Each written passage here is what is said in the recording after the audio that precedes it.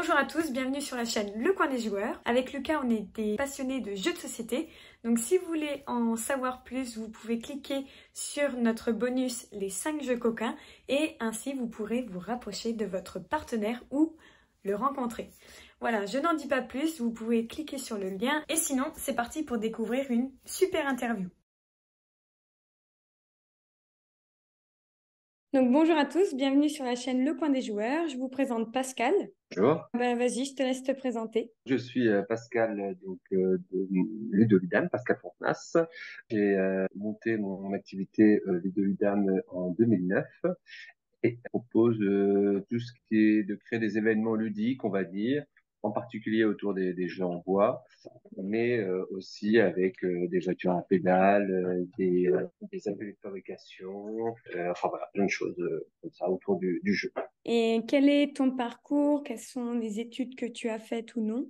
Alors, j'ai fait un IUT carrière sociale, option animation sociale et socioculturelle, donc à Tours. Donc voilà, j'ai toujours été dans l'animation en fait de base. Le jeu, ça a toujours été quelque chose que j'utilisais parce que j'ai passé le BAFA aussi, c'était mes premiers boulots. Et donc du coup, suite au lycée, donc j'ai fait l'IUT carrière sociale où j'étais faire un stage à la Maison des Jeux de Lille, un stage de 3 mois. Et ensuite, j'étais embauché en tant qu'agent de valorisation du patrimoine ludique parce qu'il y a beaucoup de jeux en bois qu'on retrouvait autrefois dans le Nord, dans les cafés qu'on appelait les estaminets. Et donc, dans cette association, on était chargé de promouvoir les jeux traditionnels en bois en faisant des animations, des ateliers de fabrication, de la restauration de jeux. Donc voilà, c'était un peu la base du cheminement. Le fait d'avoir été à Lille, c'était un plus parce que du coup, ça permettait d'ouvrir aussi sur, enfin, de changer de région. Et voilà. Donc, c'est à partir de là où vraiment j'ai eu l'idée comme ça de travailler autour des jeux en bois. Et puis ensuite, donc j'ai fait 3 ans là-bas.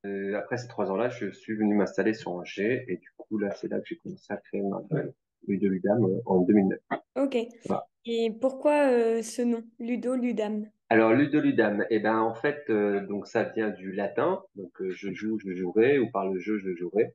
Euh, En fait, je voulais le côté un peu ludique, ludothèque. Bon, voilà, en fait, c'est en force de discuter avec des gens, on fait des brainstorming, tout ça. Mon beau-père est professeur de latin, donc voilà, ça dirigeait un peu le nom, et voilà, donc, du coup, on en est arrivé à ludoludam. Et puis, je mettais une petite phrase à l'époque, Ludo ergo sum, je joue donc je suis. Et du coup, voilà, je trouvais que ça faisait une petite empreinte ludique et c'était quelque chose qui me plaisait. Et voilà, donc c'est comme ça que le nom s'est créé. Mais c'est vrai qu'à chaque, c'est souvent les gens croient que je m'appelle Ludovic d'ailleurs, mais bon, du coup, ils connaissent pas forcément l'origine du mot jeu qui vient du latin ludus. Donc, du coup, les gens pensent que je m'appelle Ludovic. Donc voilà, ça fait je m'appelle Ludovic, mais c'est pas grave, je fais avec. Donc, tu as créé ton entreprise en 2009. Tu l'as créée tout seul ou tu es avec plusieurs personnes? Comment ça s'est passé? Alors en fait, moi je viens beaucoup du milieu associatif. En fait, c'est vrai que j'ai toujours dû travailler de manière où j'étais salarié, surtout dans des associations. Quand j'ai voulu me lancer en 2009, en fait, je me suis dit, soit voilà, je crée une association avec un bureau, mais du coup ça veut dire que c'est un bureau plus ou moins fictif parce que du coup, ça sera des personnes que je connais, tout ça. Et à la même époque, en fait, en 2009 il y avait le statut de l'auto-entreprise qui venait de se créer. Et du coup, bah, je me suis dit, bah, ça correspond plus à ce que je veux faire, vu que c'est un projet personnel, création d'entreprise. Donc, voilà, je suis parti sur le statut de l'auto-entreprise en 2009. Après, j'ai évolué là dans le statut en 2014-2015, j'ai changé de statut, mais voilà, je suis resté dans le statut d'entreprise individuelle. Voilà. J'ai pas embauché de personne. Il m'arrive d'embaucher des animateurs, des choses comme ça pour des événements important. Je suis quelqu'un qui est assez indépendant, donc j'aime bien aussi pouvoir choisir mon travail et mes horaires. Et du coup, comment ça se passe? Qu'est-ce que tu fais concrètement au sein de ton entreprise? Ce que je fais, alors là, je fais beaucoup de choses. La saison vient de se termine petit à petit là, donc c'est un peu plus calme. Mais concrètement, qu'est-ce que je fais? Beaucoup d'animations les week-ends. Ça, c'est je me déplace avec les jeux. Je propose une animation clé en main. En fait. Donc je suis là avec une quinzaine de jeux. Je mets les jeux en place. Je suis là pour expliquer les jeux aux gens, parler d'historique des jeux, pour parler de plein de choses avec les gens autour du jeu et les faire jouer. Et donc ça, c'est des parties animation qui se déroulent euh, en particularité le week-end, mais qui peuvent être aussi en semaine quand on travaille avec les écoles ou avec les EHPAD ou des choses comme ça, des structures un peu plus spécialisées. Et puis après, il y a toute la partie location aussi. Donc ça, c'est l'organisation des parts de jeu, la reprise des jeux. Enfin, voilà. Il y a beaucoup de jours comme ça qui sont assez échelonnés. Par exemple, le vendredi et le lundi sont quasiment consacrés à la location pendant la période saisonnière. Le week-end, il y a les animations. Si des personnes veulent louer des gros jeux en bois, en fait, ils te contactent et reçoivent les gros jeux en bois chez eux ou il faut qu'ils viennent les chercher sur Angers? Comment ça se Alors, passe? bah, il y a différentes possibilités. Alors, j'ai l'avantage d'habiter, voilà, juste à Avrier, donc chez Angers. Les gens, je leur propose de, s'ils le souhaitent, de venir chercher des jeux sur Avrier. Après, il m'arrive de faire des livraisons, mais c'est vrai qu'il y a un coût supplémentaire. Les gens, souvent, ils vont prendre, je sais pas moi, entre 3 et 5 jeux, donc du coup, ça tient dans des voitures. Et pour eux, c'est plus pratique de venir chercher les jeux soit le jeudi, soit le vendredi, pour s'organiser pour leur événement du week-end. Et tu construis aussi des jeux en bois. Alors, il y a des jeux que je fabrique, voilà, il y a des jeux que je restaure, il y a des jeux. Je suis un peu sur les différents gestions entre fabrication de jeux, la restauration de jeux et l'achat de jeux aussi. Là, j'ai des partenaires qui fabriquent des jeux aussi qui sont qualitatifs, donc je peux pas tout fabriquer, je peux pas tout restaurer non plus. Mais c'est vrai qu'aujourd'hui, je suis plus à créer des jeux un peu plus spécifiques sur des thématiques. Là, je travaille sur une thématique de jeux de force. Là, c'est vraiment de retravailler sur des anciens jeux forains, des grands, grands jeux plutôt avec du métal. Je fais pas que la partie fabrication. Bon. C'est pour ça que je fais pas de vente non plus, parce que je ne veux pas être cloisonné à faire que de la fabrication de jeux. C'est qu'à partir du moment où on passe à la vente, bon, on peut souvent faire ça peut être, il faut en faire plusieurs. J'ai besoin de, voilà, de faire plusieurs choses en même temps et différentes choses. Et du coup, tu dois avoir un énorme atelier chez toi avec plein de bois ou pas forcément. J'ai pas un énorme atelier.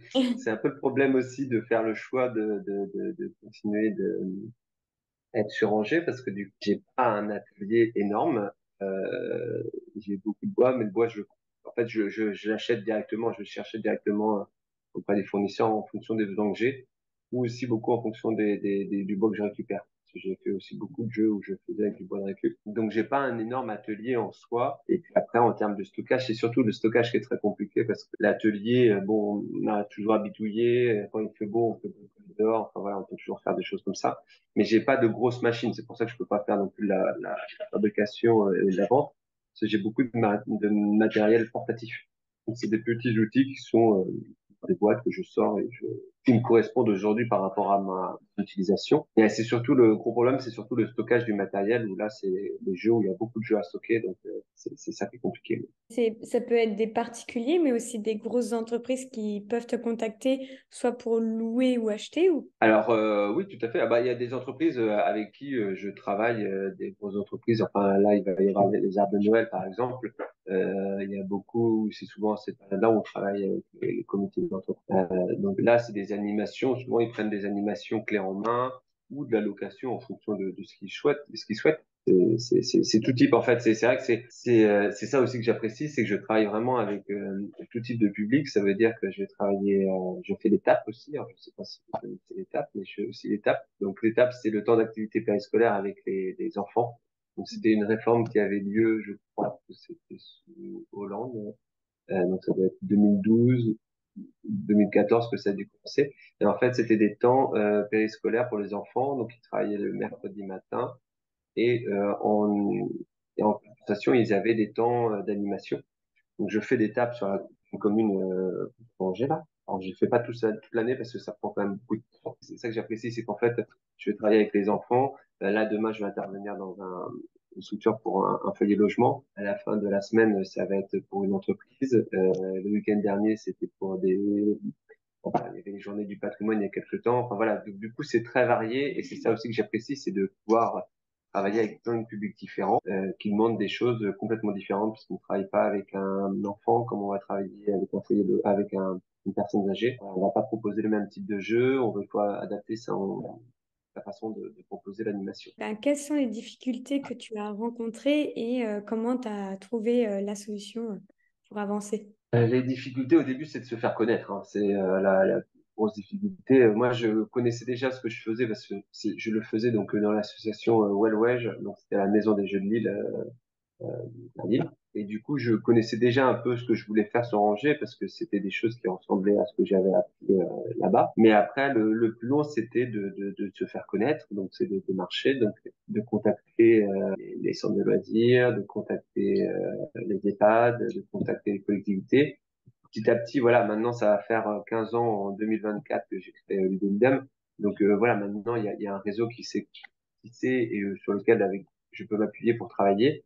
C'est vrai que ça, c'était une des plus grosses difficultés, c'est d'apprendre à prendre son téléphone, demander à rencontrer quelqu'un pour lui présenter un projet, une animation, une application. Donc ça, c'est beaucoup de temps. Et ça, j'avais été accompagné pour le coup, l'avantage d'avoir été créé en entreprise, c'est que j'avais été accompagné par la boutique de gestion qui aide à la création d'entreprise. Et du coup, on avait suivi des formations sur le démarchage téléphonique, enfin des choses comme ça qui sont pas forcément pour moi, qui vient du milieu associatif, facile à mettre en place. Donc ça, c'était une des plus grosses difficultés, c'est de se faire connaître. Après, les autres difficultés, bah, c'est comme toute indépendance, c'est réussir à gérer sa vie professionnelle, familiale et personnelle. Allier toutes ces choses-là qui sont pas toujours évidentes quand on est à notre compte. Mais bon, ça, il y a que avec l'expérience qu'on a à trouver l'équilibre. Et du coup, quels sont tes futurs projets? Alors, les futurs projets, donc là, j'ai un manège qui s'appelle l'Armada, un manège avec des bateaux en bois. On appelle ça un manège écologique parce qu'il tourne avec la force des bras. Donc on est deux dessus. Donc l'objectif c'est de le mettre un peu plus en avant ce manège-là parce qu'on n'a pas eu beaucoup d'occasions. En fait, il y a eu les années Covid qui ont été quand même qui sont arrivées au moment où j'ai acquis ce manège-là, donc c'était compliqué de le mettre en place. Et puis bah là, c'est de trouver toujours des nouvelles animations. Voilà, donc là, je suis parti sur les jeux forains. Mais voilà, il y a à chaque fois plein d'idées. J'ai des circuits de vie aussi en cours de création. Enfin voilà, il y a plein de choses qui sont très variées. Et puis essayer de trouver aussi des animations qui correspondent aux différents publics. Voilà, sur circuit de vie, c'est vraiment pour les plus jeunes. Les jeux de force, ça va être plus pour les personnes adultes ou en entreprise. Voilà. Donc voilà, c'est un peu ça les projets pour 2024. Tu participes au festival de jeux? Oui, bah, samedi prochain, je serai au festival de jours en jeu là à Angers. C'était celui-ci que tu parlais?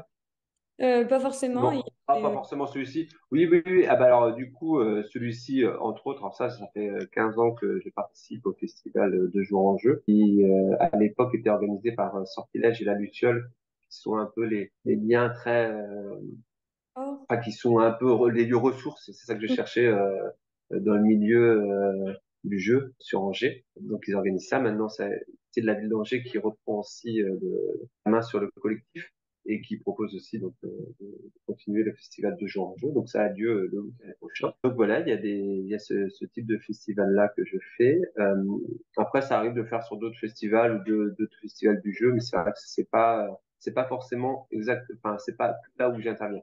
C'est beaucoup, il y a beaucoup de festivals du jeu, mais ils sont souvent très loin aussi. Donc, c'est pas, moi, j'essaie de rester surtout dans le Maine-et-Loire. Donc, Donc, t'as déjà fait sur Cannes, sur Paris ou ailleurs ou pas? alors, j'ai jamais fait, alors Cannes, je l'ai fait quand j'étais à Lille. À l'époque, j'étais animateur sur Caromart, mais il faisait la promotion des Caroms et puis aussi de plein d'autres jeux à côté. Et donc j'étais animateur sur le festival du jeu de Cannes. En même temps, il y avait un tournoi international de Carom qui avait lieu, qui était organisé par Caromart aussi et la fédération. Donc voilà, j'avais fait des festivals comme ça, mais c'est vrai que j'y retourne pas pour faire la promotion de mes jeux ou des choses comme ça. En fait, vu que je ne fais pas de vente de jeux, et moi actuellement, je vais pas aller sur les festivals faire la présentation de mes jeux parce que j'ai pas de choses à vendre derrière, donc je vais pas partout par rapport à ça. Est-ce que tu aimerais bien être en contact justement avec un vendeur pour mettre en avant tes jeux ou pas du tout? Bah, pour l'instant, pas forcément parce que, comme je te disais, j'aime bien faire un jeu par-ci, un jeu par-là, et j'ai pas envie de fabriquer des jeux à la chaîne, enfin pas vraiment à la chaîne, mais d'en faire trop, et du coup, à un moment de plus être intéressé par ça. Moi, ce qui m'intéresse avant tout, c'est le côté relationnel, l'animation, en contact avec le public. Et du coup, si je reste à la partie atelier, je n'aurai plus forcément cette partie contact avec le public. Bah, je l'aurai moins. Quel est le jeu en bois que tu as fait où vraiment tu t'es dit, waouh, ça va vraiment faire plaisir. Est-ce que tu as eu un coup de cœur dans un des jeux en bois que tu as fait? Il y a un jeu que j'apprécie beaucoup. J'avais fait le réflexe, le jeu de réflexe 4 joueurs. Ça, c'était une grosse structure que que j'avais sorti au Traversée musicale là au concert chez nous au mois de juillet. Et c'est une grosse structure qui fait un petit peu un petit chapiteau. Et donc le but du jeu, c'est d'essayer. Quelqu'un va tirer sur des petites planètes et ça va déclencher des bâtons. Et le but du jeu, c'est d'attraper un maximum de bâtons. C'est un jeu qui est très drôle parce que tout le monde s'y prend au jeu en fait. C'est très simple. Et c'est ça que moi j'aime aussi dans ce côté jeu d'adresse, jeu de motricité, de coordination. C'est toujours ce côté arrive, je joue, il y a le plaisir immédiat, on rigole, il y a un moment convivial, intergénérationnel. Enfin voilà, et en quelques minutes tout de suite il y a un moment de plaisir qui se crée et c'est ça qui m'intéresse avec les jeux en bois que Est-ce que tu aurais un petit jeu en bois qui est à côté de toi que tu pourrais présenter ou pas du tout? non, Non. là, j'ai rien du tout à côté de moi parce que je suis dans ma cuisine. Parce que s'il y a bien un gros problème chez moi, c'est que je n'ai pas vraiment d'atelier. Donc, je travaille, j'ai un bureau, mais c'est juste un ordinateur. Et là, je me suis mis dans la cuisine parce que non, je n'ai pas de jeu. J'ai pas, c'est vrai que tout de suite, moi, les jeux que j'ai, c'est tout de suite des gros jeux. Et si je commence à les ramener dans la maison, je pense que je vois des problèmes sur le long terme. Ça va être un peu trop imposant pour le reste de la famille. C'est souvent des gros jeux en bois qu'on joue en extérieur. Oui, voilà. Bah, par exemple, les classiques des jeux, ça va être comme le jeu de la grenouille. Donc ça, c'est souvent un jeu qui évoque beaucoup de souvenirs chez les gens. C'est des jeux qu'on trouvait dans les kermesses, dans les fêtes de village, dans les cafés, dans les fêtes foraines, enfin voilà. Donc ça, c'est pas très volumineux, mais bon, ça prend quand même suffisamment de place et ça se joue en extérieur. Donc là, le but du jeu de la grenouille, pour ceux qui ne connaissent pas, c'était autrefois le jeu du tonneau où on devait lancer des palets dans une barrique. Et là, il faut lancer des palets en métal dans la bouche de la grenouille. Mais autour de la grenouille, il y a plein de trous et en fonction de là où ça tombe, il y a des points qui sont indiqués. Ça, souvent, c'est dans ce principe-là les jeux, donc c'est souvent quand même assez volumineux. Et est-ce que tu as le temps à côté de jouer à des jeux de société? Oui, j'ai le temps de jouer à des jeux de société. Puis j'ai mes enfants qui sont donc ont 8 et 11 ans. Donc on arrive à un âge aussi où on peut découvrir des jeux plus longs et puis un peu plus stratégiques. Et puis après, j'ai un groupe d'amis aussi où on joue beaucoup, même si c'est vrai que ces derniers temps, on a un peu moins joué. Mais oui, je suis toujours à l'affût de découvertes de jeux de société. Souvent, les gens me disent, ah bah tu connais ce jeu-là ou ce jeu-là. Je leur dis, mais non, mais j'arrive pas à suivre. Il y a tellement, j'ai l'impression qu'il y a tellement de jeux de société, donc je suis. Hein, quand je vois les As d'or, j'essaye donc As d'or, les films, les lauréats du Festival de Cannes. J'essaye de pouvoir les tester parce que souvent ça permet quand même en plus de découvrir des jeux qui ont été lauréats. Mais il y a tellement de jeux que du coup j'en connais plus tant que ça, mais j'adore jouer et puis donc je joue. Je joue aussi d'ailleurs beaucoup de jeux de société sur mon téléphone via Board Game Arena. Je sais pas, je pense qu'il y en a pas mal dans le milieu du jeu qui connaissent. Voilà. Ça, c'est mon petit péché mignon, Board Game Arena. C'est là où il faut trouver des jeux qui sont pas trop longs parce que sinon ça peut vite être très prenant. Quel est ton type de jeu de société et bah, quel est ton jeu du moment? Bon, type de jeu de société, alors, c'est plutôt des jeux où on peut jouer à plusieurs, déjà. À une époque, c'est vrai que j'avais beaucoup de préférence pour des jeux, on va dire, un peu apéritifs, apéro, des jeux assez, pas trop longs. Voilà, 45 minutes, grand maximum, on va dire, même plus court. Il y a quelques temps, alors c'est simple en fait, c'est que quand on achète le jeu, après nous, sinon on y joue beaucoup, jusqu'à plus trop y jouer, et puis après on en trouve un autre, on y joue beaucoup aussi. Donc voilà, mais alors, j'avais beaucoup aimé, donc, tu vois, nombreux, il y avait So Clover que j'avais beaucoup aimé. Ceux-là, du coup, c'était l'avantage aussi, c'était ce côté en repas de famille, même ceux qui sont pas joueurs, So Clover, le principe du jeu, c'est avec un trèfle de faire deviner des combinaisons de faire deviner un mot avec des combinaisons de cartes. Voilà, donc ça, c'était un truc que je trouvais bien parce qu'il n'y avait pas forcément de décompte de points. On pouvait être plusieurs autour de la table, voilà, à jouer. Alors avec les enfants, on aime beaucoup jouer à Hill of Sky. Là. Donc là, on rentre dans un jeu un peu plus de stratégie. Et il y avait Citadel aussi qu'on aime beaucoup jouer. Alors tout ça, c'est Citadel, c'est un peu plus, c'est pas vieux, mais on aime bien ça parce que c'est pareil, c'est le côté avoir chacun un personnage à chaque fois, de pouvoir jongler sur plusieurs personnages et anticiper, essayer d'anticiper les différents tours. Il y avait un autre jeu que j'aime beaucoup aussi, que j'utilise aussi des fois, parce que je fais des formations aussi. Et le jeu qui s'appelle Bout à bout ou Stream, c'était une sorte de variante un peu du principe du tirage de loto, de chiffres, qu'il faut réussir à classer dans une suite croissante, une série de une suite croissante. Ça, j'aime beaucoup aussi parce que on a des repas de famille ou des repas avec des amis, on peut être 20 et puis lancer une partie de stream et puis tout le monde joue en même temps et personne n'a quasiment le même score. Alors, voilà, c'est des petits jeux comme ça que j'apprécie le plus. Je vais rebondir sur la formation. Tu fais une formation sur quoi? Alors les formations, alors la formation c'est quelque chose que ça par exemple ça fait partie des projets que j'aimerais vraiment développer, mais ça prend du temps en fait de développer des formations. Là je travaille avec une structure qui forme des AES ou des GEPS ou voilà, plutôt du service à la personne. Et puis du coup le but du jeu en fait c'est de leur faire découvrir.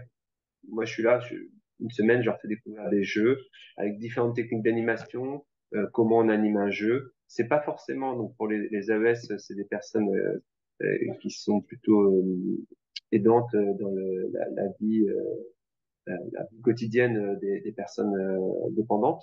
Donc, elles n'ont pas forcément une formation à l'animation. Donc le but c'est de faire découvrir des jeux, donner des techniques d'animation, plus autour du jeu, voilà, des personnes dépendantes, essayer de trouver des variantes pour adapter le jeu en fonction des difficultés qu'on peut rencontrer sur place. Et puis après, il y a toute la formation aussi autour des jeux du monde. Donc ça, c'est plus pour des animateurs, pour leur dire aussi, bah voilà, il faut le jeu, c'est aussi reflet des cultures et des sociétés. Du coup, de penser, voilà, à essayer de cette ouverture. Nous, on connaît bien le jeu de dames, le jeu d'échecs, mais voilà, il existe la Wallée, il existe le jeu de Go, et tout ça, ça représente beaucoup culturellement des traditions, bah, que eux, les futurs animateurs, fassent découvrir ça aussi à leur public, parce que voilà, on est dans un multiculturalisme. Quelle est la définition que tu donnerais du mot joueur? Pour moi, c'est quelqu'un qui est joueur, c'est quelqu'un qui est autour d'une table, qui soit présent, qui joue à un jeu avec une règle. Je sais pas s'il y a une définition, mais voilà, pour moi, il faut qu'il y ait le divertissement, il faut qu'il y ait la convivialité, il faut qu'il y ait le plaisir, cette notion d'espace et de temps aussi qui permet de délimiter. Mais c'est plein de petits mots, mais je sais pas si j'ai vraiment une définition du mot joueur. Est-ce que tu connais une autre personne qui fait le même boulot que toi? Ouais, j'en connais parce que j'ai un copain de formation, Geoffrey Bourgine, qui travaille aussi autour des jeux en bois. C'est marrant parce que lui, il a fait, moi après donc mes études, on a fait le même DUT et donc il est à Saint-Philibert de Grandlieu, donc pas très loin de Nantes. Et donc il propose aussi de l'animation, de l'éducation. Et lui, il a une spécialité autour de la petite enfance avec des panneaux tactiles qu'il crée. Et puis aussi autour des jeux d'aventure, escape game. Voilà.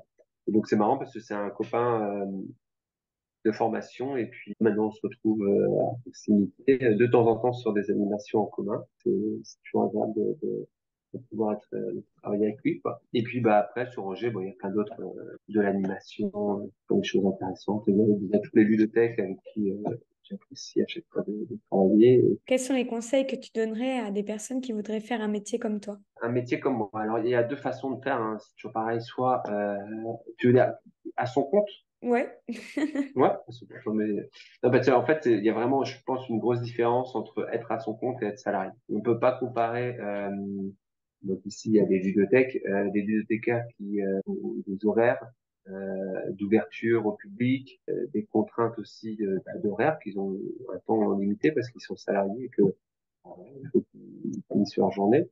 Et puis l'accueil public, donc ça, c'est des contraintes que moi je n'ai pas. par exemple à Cathy. Alors Cathy Dillet, c'est ça, qui était à la Grange de Jeu, et la Grange de Jeu. Elle accueille du public, donc ça lui fait des contraintes aussi, mais bon, elle est à son compte aussi, donc j'imagine que je pense qu'elle travaille beaucoup aussi. Les conseils, c'est de bien définir son projet. Voilà, quand on veut se mettre à son, c'est de réussir à bien définir son projet. On peut pas être partout, pas tout faire. Et si on essaye de tout faire, on risque de se perdre aussi dedans. Moi, je trouve ça très intéressant qu'il y ait des personnes qui fassent voilà, des jeux en bois, d'autres personnes qui fassent de l'animation avec des jeux de société, d'autres personnes qui fassent euh, de la fabrication ou de la vente de jeux, d'autres personnes qui accueillent du public dans les structures. Voilà, en fait, on peut pas forcément être partout parce qu'il faut avoir du personnel, mais c'est intéressant d'avoir plein de petites choses à côté. Mais voilà, je pense il faut savoir définir parce que le jeu c'est tellement large. Voilà, si on définit pas avec quel outil jeu on travaille, on risque de se perdre. Donc, ce serait surtout ça serait ça de bien savoir avec quoi on travaille. Et puis l'autre conseil, bah, c'est qu'il faut, on est dans des métiers, peu importe donc, le petit jeu ou le public ou salarié ou autre, on est un public, on est dans un métier où il faut avoir du relationnel. Donc il faut savoir aller rencontrer les personnes, expliquer les jeux, discuter avec eux, prendre du temps pour faire un échange. Donc ça c'est important que la personne se sente à l'aise avec ça, parce que si elle ne se sent pas à l'aise avec ça va être compliqué de travailler dans le milieu de l'animation. Enfin, qui tu me conseillerais d'interviewer? Soit il y a mes anciens collègues de la Maison des Jeux de Lille. Donc là, il y a Jean-Christophe, la Maison des Jeux de Lille, l'association Wadouège. C'est un petit peu, c'est grâce à Jean-Christophe que je suis là aujourd'hui. Et j'ai toujours un plaisir à avoir un téléphone. Et puis, voilà, eux, ils avaient créé l'association en 1998, je crois, 99. Donc, ils ont découvert, enfin voilà, ils ont fait beaucoup de recherches. Ils ont créé un musée des jeux aussi traditionnels, là, qui s'appelle la Ferme Galamé, dans le nord de la France, avec tous les jeux et les sports traditionnels du Nord. Voilà, c'est des gens qui ont une passion aussi de ce qu'ils font et qui connaissent énormément de jeux. Voilà, après, du coup, là, je reste dans mon domaine à moi, qui est le côté jeu traditionnel en bois. Je ne sais pas s'il y a quelque chose que tu souhaiterais partager auprès des joueurs. Mais je leur propose de tous nous retrouver ce week-end pour le festival 2 jours en jeu, qui est organisé par le collectif du jeu sur Angers. C'est un festival que moi j'apprécie parce que voilà, ça fait 15 ans que j'y participe. Il y a tous les gens du milieu associatif, les boutiques, tout le monde met la main à la pâte pour cet événement dur. Et voilà, c'est l'occasion pour tous les gens qui veulent découvrir les jeux le milieu du jeu ou des joueurs. Et en plus, très important, il y a l'association Le Bocal, association de créateurs de jeux de société. Donc, ça, c'est des gens aussi qui sont très intéressants à aller rencontrer. Cédric Saillant, qu'on voit souvent, qui a créé de nombreux jeux. Et il faut d'ailleurs une soirée prélude qui s'appelle voilà, Prélude. Et c'est pour tester des prototypes. Donc, il y a le vendredi soir à la boutique, à la médiathèque Toussaint. Il y a le festival du jeu Prélude et pour les prototypes de joueurs. Donc, c'est l'occasion de découvrir des nouveaux jeux. Est-ce que tu as un site internet concernant tes jeux en bois ou pas du tout? Ah si, j'ai un site, c'est vrai, j'ai ludoludam.fr. Vous pouvez voir les jeux en bois, le manège, les voitures à pédales. Et du coup, tu es créateur de jeux en bois. Je suis créateur de jeux. Alors, moi, ce mot créateur, je le prends avec des pincettes parce que je n'ai pas créé des jeux. Les jeux, ils existent depuis très longtemps. Créer vraiment un jeu totalement innovant, il faut avoir beaucoup d'idées. Mais c'est plutôt, voilà, je remets au goût du jour certains jeux ou j'adapte ou je transforme des jeux, mais je les ai pas inventés. C'est pas moi le créateur. Les créateurs, ils existent depuis bien longtemps. Moi, je suis là juste pour les remettre au goût du jour ou adapter le type de jeu. Et tu aimerais créer un jeu de société ou pas? Oui, oui, à un moment, j'avais un projet, parce que je suis passionné de toupies. C'est pour ça d'ailleurs que mes toupies, mon logo, c'est des toupies. Et j'aurais voulu créer un jeu autour de la toupie. J'ai une collection de toupies qui est assez importante et j'adore tous les jeux qui utilisent des toupies. À un moment, quand j'étais étudiant, j'avais une idée de créer une arène à toupies avec un mélange entre le toupie, le carom, on peut faire des jeux d'adresse. Voilà. Donc peut-être qu'un jour, je retravaillerai dessus. Mais dans tous les cas, c'est sûr que si je devais créer un jeu, il y aurait forcément une partie bois et puis une partie jeu d'adresse. Quels sont les conseils que tu donnerais à des joueurs? Bah, de prendre du plaisir à être ensemble. Voilà. Mm. De rester dans quelque chose chose côté convivial pour moi. Le conseil, c'est que si on joue ensemble, et ben, on est là pour passer un bon moment. Alors, c'est vrai qu'il y a des jeux, il y avait une citation comme ça, le jeu ressort aussi beaucoup le caractère des personnes. Donc, voilà. Même si on peut avoir du caractère, il faut avoir du caractère. Mais voilà, il faut que le jeu reste un moment quand même convivial et ça se passe bien. Donc, voilà. Le conseil, ça serait de passer un bon moment ensemble. Et du coup, quel est ton jeu de société, ton jeu préféré? Seven Wonders, j'aime beaucoup. Ouais. Pareil aussi, c'est parce que c'est des jeux que j'ai joué beaucoup aussi sur. Enfin, il y a Seven Wonders, Colon Catan et Six qui prend. Voilà, des jeux qui sont un peu variés, mais qui sont vieux aussi. Mais voilà, ça fait partie comme ils sont vieux, mais voilà, je les aime bien. Je suis fidèle à eux. Super, bah merci beaucoup Pascal pour l'échange qu'on a eu. Super, merci Karine.